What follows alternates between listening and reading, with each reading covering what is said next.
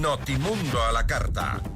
Información oportuna al instante mientras realiza sus actividades al mediodía.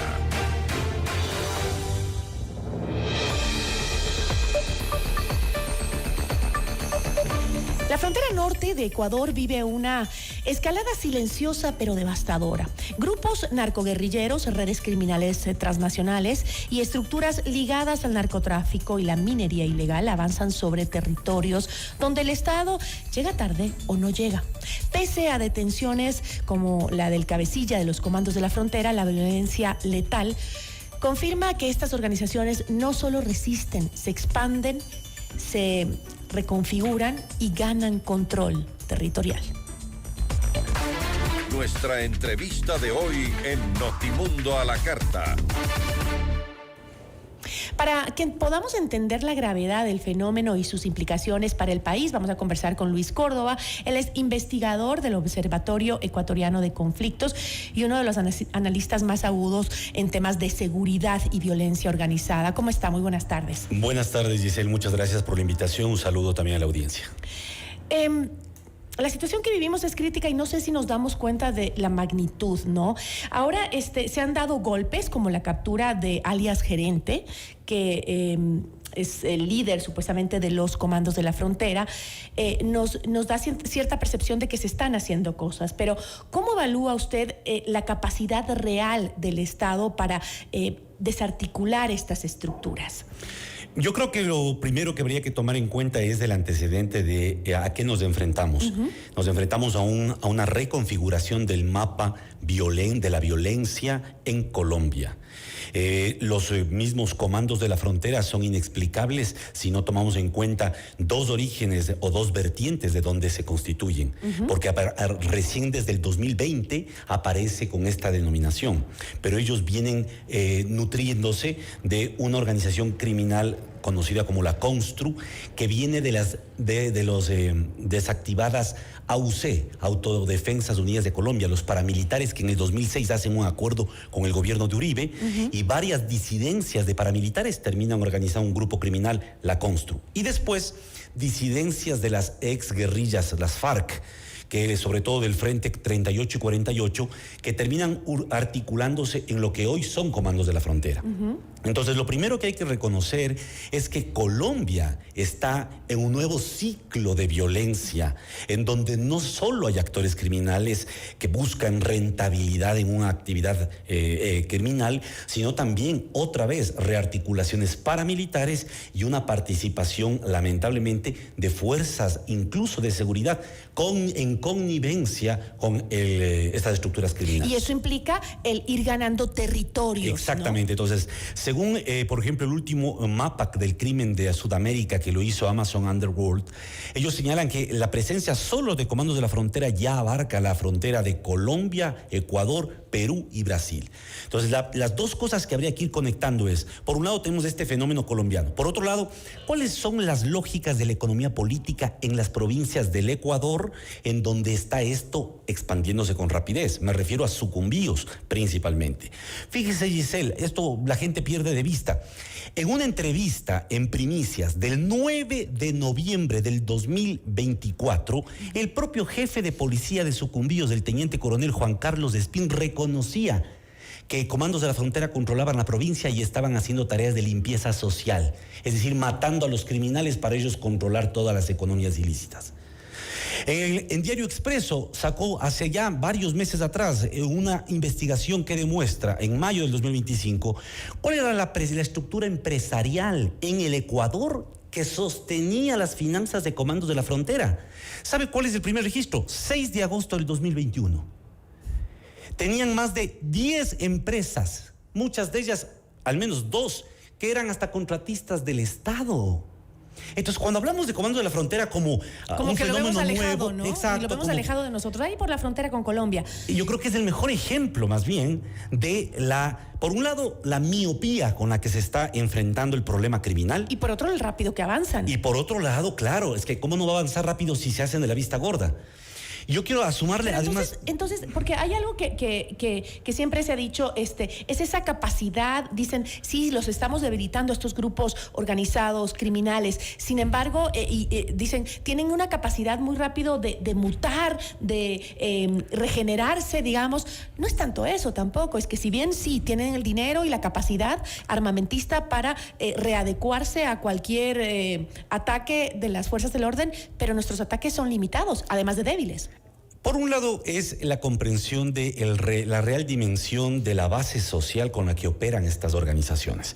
En las investigaciones más recientes que se han hecho, se demuestra que, por ejemplo, Comandos de la Frontera opera a través incluso de chats de WhatsApp, extorsionando y amenazando a los líderes comunitarios para lograr control sobre las poblaciones. La pregunta es aquí, ¿por qué una organización criminal tiene control sobre esas poblaciones? La razón de fondo es porque la economía política de esas comunidades está vinculada a economías ilícitas.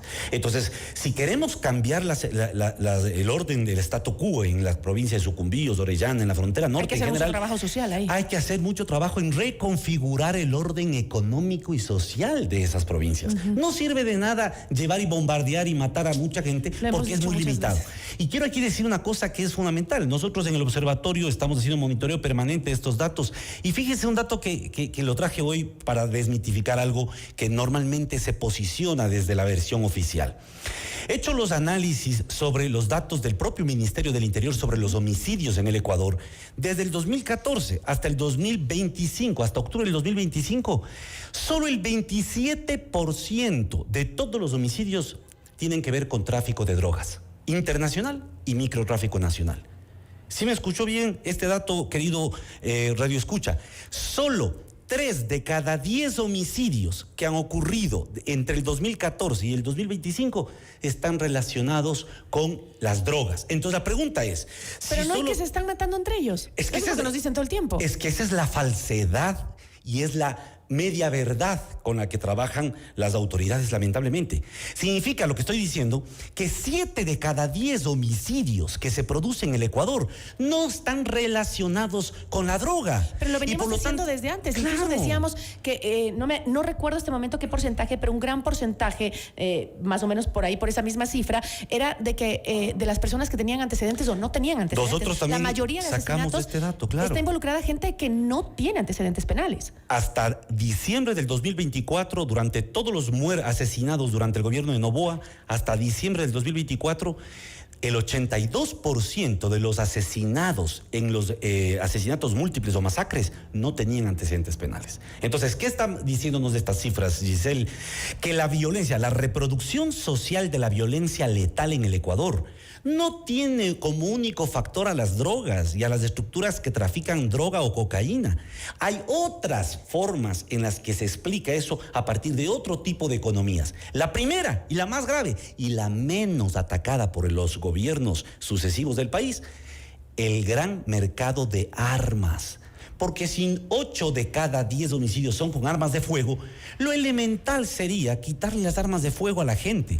Si mientras el país no vaya hacia un plan de desarme de la sociedad, es bien difícil reducir la violencia criminal y letal. Y mire usted, en el gobierno anterior de Guillermo Lasso estábamos hablando de armarnos completamente. El presidente quería que nos defendamos nosotros mismos. Guillermo Lasso decía eso. Vamos a abrirla y liberar la venta de armas para que nos podamos defender libremente. O sea, nos daba la obligación a nosotros de defendernos cuando es el Estado el que tiene esa obligación. Entonces aquí quiero empatar con esta formulación. Es fundamental volver a discutir la relación entre la flexibilización de los mercados y la violencia.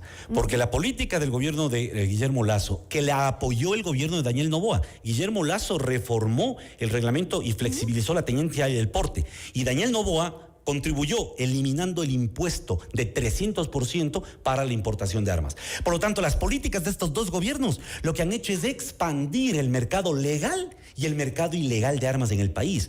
Por eso es cada vez más fácil y más barato mandar a matar. Si yo quiero en Guayaquil cobrar una deuda, en vez de estar yendo al juez, es más fácil contratar a un sicario que le vaya y le amenace y si no me paga le mate. Por eso se multiplican las violencias. El mercado de la extorsión, el mercado del control ilícito del territorio en el noreste de Guayaquil, en Durán, etc. Entonces, es fundamental, Giselle, que nosotros responsablemente como ciudadanos y obviamente como generadores de opinión comencemos a exigirle una explicación más sensata al país y al gobierno sobre la violencia y sobre el papel real de las organizaciones de narcotráfico. ¿Son importantes atacarlas? Claro, pero si yo ataco solo al crimen organizado relacionado al narcotráfico, estoy perdiendo de vista el 70% de los homicidios violentos que ocurren en el país. Pero, por ejemplo, ahora con este mix que vemos, ¿no? Este híbrido de que no solo son las drogas, es el tema también de la minería ilegal. ¿Qué condiciones institucionales y territoriales han permitido que la narcoguerrilla gane el espacio en la frontera norte y en zonas amazónicas, Perfecto, en donde el Estado está perdiendo terreno? A ver, ahí hay dos cosas fundamentales. Si tenemos un problema de grave criminalidad, la institución más importante del Estado ecuatoriano, que debería estar fortalecida al máximo nivel, es la Fiscalía General del Estado. Porque si yo tengo criminalidad grave, necesito capacidades institucionales para hacer investigación, trazabilidad de los flujos financieros, de las armas, de la droga, de las mercancías ilícitas. Entonces, preguntémonos, ¿cuántos fiscales han incrementado en los últimos 4 años bajo la fiscalía o en los últimos 5 años bajo la fiscalía de la doctora Salazar? Pregúntense cuántos y hagamos la proporción y vamos a ver que mientras todo el apoyo fue para aumentar policías, aumentar militares, aumentar policías, aumentar militares, no hicimos mayor cosa por mejorar las condiciones para investigación. Por eso es que nuestras cifras de sentencias por lavado de activos son pero absolutamente risibles. Apenas 1 y 2 que se han consolidado. Entonces, si yo estoy diciendo aquí que un reportaje ya nos muestra que desde el 2019 había una estructura empresarial para financiar a los comandos de la frontera, y el Ecuador, el gobierno, recién se entera que han habido comandos de la frontera en el Ecuador, cuando se da la masacre de los 11 militares en el Alto Punino. Ahí dicen, ahora sí vamos a atacarles. Pero ¿eso cuándo pasó? En el 2025. Entonces, fíjese usted la brecha de tiempo y la poca capacidad que ha habido para entender cuál es la política criminal más adecuada. Este es un error estratégico que ha cometido el país al sustituir una política militar a una política criminal por una estrategia militar. Nosotros necesitamos tener una política criminal, saber cómo investigar estos delitos si queremos realmente contrarrestarlos. Caso contrario, lo único que vamos a tener es colecciones de cadáveres. Y además de la penetración también de estas bandas organizadas en la justicia nacional. Incluso muchos fiscales se los han visto involucrados en casos de narcotráfico y muchos también han perdido la vida. Entonces, es evidente que exige esta realidad una reforma judicial, una reforma policial y una reforma a nivel de Fuerzas Armadas. Doy este último dato, Giselle, en un reportaje que salió hace 2 semanas en Colombia. Porque nosotros también tenemos que perder esta percepción de que cuando está la presencia del ejército se resuelve el problema. En Colombia, al menos 4 generales del ejército, y aquí tengo nombres y apellidos, han sido investigados y procesados judicialmente en los últimos 2 años por sus vínculos con estas organizaciones, entre ellos Comandos de la Frontera. Entonces, generales del ejército, uno de ellos fue inspector general del ejército de Colombia hasta agosto de este año, por Dios. Entonces, la infiltración criminal no solo es en el Estado ecuatoriano y en las instituciones de seguridad del sistema ecuatoriano, sino también en el lado colombiano. Por eso se explica la consolidación de Comandos de la Frontera en toda esa zona del Putumayo, que es donde hay mayor producción de hoja de coca. Y si tuviera usted que priorizar 3 acciones inmediatas para frenar este avance, que como vemos es rapidísimo y sin ningún control de las bandas, de estas estructuras narcodelictivas, ¿cuáles serían? Primera cosa, tiene que cambiar la lógica de alianzas, no pensar exclusivamente en las alianzas del gobierno con el empresariado y la agroindustria que opera en esa frontera, sino también con los líderes comunitarios, escuchando y atendiendo sus necesidades, proveyéndoles servicios básicos y bienes públicos tan elementales como la educación para sus niños. Segunda cosa inmediata, tiene que reformarse urgentemente el diseño institucional de la Fiscalía General del Estado y fortalecérsela al máximo, porque la tasa de impunidad de homicidios en el país hace que matar sea tan fácil y haya una baja probabilidad de que me procesen. Y tercera cosa fundamental, hay que darle un tirón de orejas al director de la UAFE y al director del Centro Nacional de Inteligencia, que ahora es jefe del director de la UAFE, porque ellos son rapidísimos y veloces para congelar cuentas de líderes sociales en protesta, pero hasta ahora no nos dicen cuántas cuentas de empresas vinculadas al crimen organizado han sido congeladas. Ahora, para cerrar, ¿qué escenario prevé para el Ecuador en 2026 si no se frena esta expansión criminal en la frontera? Lo que hay que también reconocer con tristeza es que, sobre todo en la zona de la Amazonía, hay una gobernanza criminal muy, muy desarrollada. Todo el departamento de Loreto en el Perú, que es todo lo que antes era territorio ecuatoriano, antes de la invasión peruana, todo el departamento de Loreto es la zona, el epicentro de la minería ilegal, de la minería ilícita, tala ilícita de bosques, y eso está penetrando rápidamente a la Amazonía ecuatoriana. Por lo tanto, ¿qué escenarios podemos prever? Podemos prever un escenario de que esto se vuelva mucho más amplia la gobernanza criminal en la Amazonía si es que el gobierno no entiende también la importancia de cooperar con sus vecinos. Esta es una política vecinal urgente que requerimos con Colombia y con Perú si queremos enfrentar a mediano plazo y contrarrestar el avance de estos grupos. Estamos perdiendo soberanía frente al accionar de los grupos paramilitares y grupos de delincuencia organizada en sí. Por supuesto, pero esa pérdida de soberanía en muchos casos es intencional porque ganan negocios.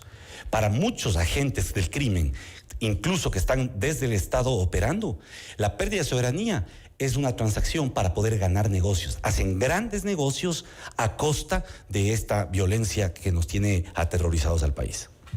Y tiene territorios enteros sometidos justamente al servicio de ellos. Yo le agradezco muchísimo, espero volver a conversar con usted, pero para darle al país mejores noticias. Ojalá esto sea un jalón de orejas, como usted dice, para que presten atención a las fronteras de nuestro país. Muchísimas gracias. Gracias a usted, Giselle. Estuvo con nosotros Luis Córdoba, investigador del Observatorio Ecuatoriano de Conflictos. Ya volvemos con Notimundo a la Carta.